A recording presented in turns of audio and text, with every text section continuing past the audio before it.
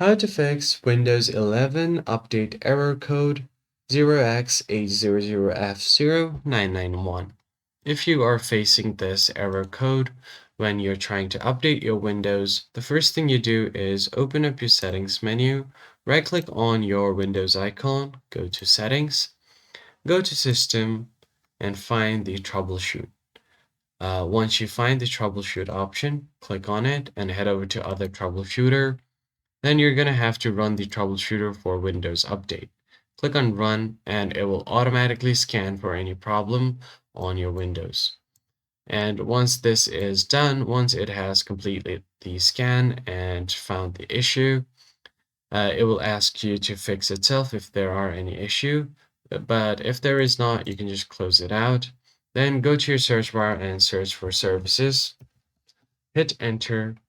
Now on these services, click on any one of them and then type in Windows and you'll find the Windows option. Go to Windows Update here and double click on it. Then from the startup type, make sure you set this to automatic. Click on Start and then click on Apply, click on OK.